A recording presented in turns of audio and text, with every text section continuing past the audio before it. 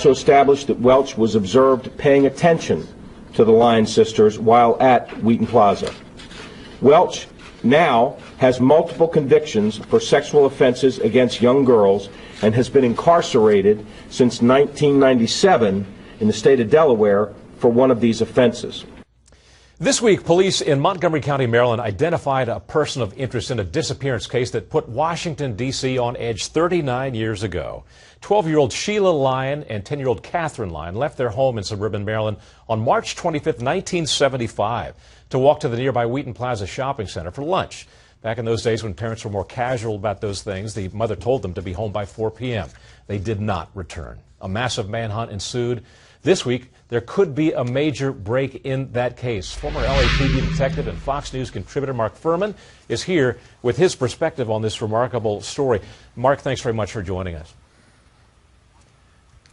Thank you. Yeah, it's the police have said that they have this guy who's of interest to them. His name, as we heard, is 57-year-old Lloyd Lee Welch. He is a drifter, a one-time carny, worked in carnivals. He's got a record of sexual offenses with minors through the years.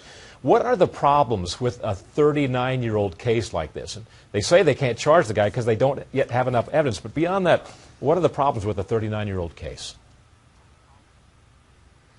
Well, 39 years old. I mean, it's obvious, and you have neither victim has been found deceased or otherwise, so you have that problem.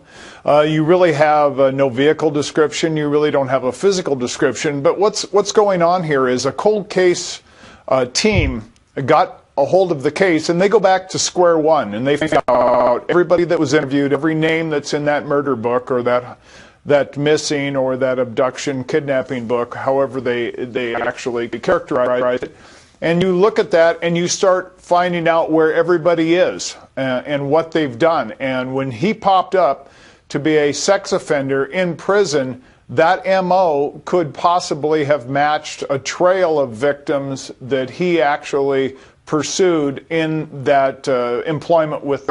So I don't think this press conference was a casual statement. I think that they're onto something, and I think they believe that. The difficulties are obvious.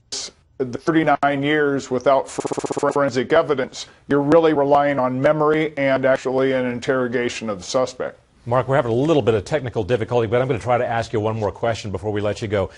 Just for the sake of arguments, let's assume that this guy is responsible for the disappearance of these two little girls 39 years ago and did murder them, perhaps.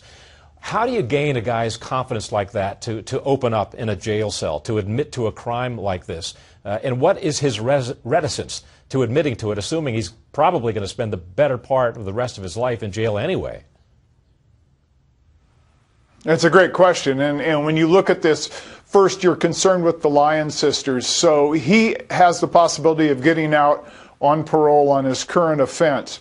You get other offenses from other agencies to tie him up for the rest of his life, and then he really has nowhere else to go except for getting in a facility that he has more privileges than he does currently. That's about the only hook you have. It's the only thing that you can give an inmate that's in prison for the rest of his life. And then you have to have a personality connection. That specific detective that can actually connect with him is really important. Mark, we're going to let it go at that. Thanks very much for your expertise. Always appreciate it.